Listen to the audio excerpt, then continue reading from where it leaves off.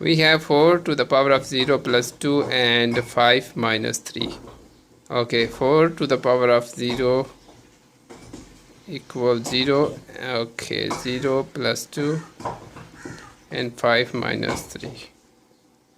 Now 0 plus 2 equals 2 and 5 minus 3 equals 2. And here is hidden multiplier, so 2 times 2 equals 4. But this is wrong. Why? Because 4 to the power of 0 is not equal to 0. Right? 4 to the power of 0 is equal to 1. Right? And multiplication, here is multiply. So multiplication must be done before addition. So follow the order of operations. We use PEMDAS rule.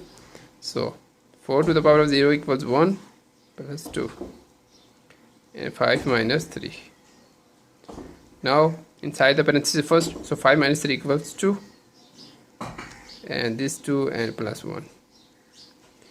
Now here is multiply, so multiply first, right? So 1 plus 2 times 2 equals 4 and 1 plus 4 equals 5.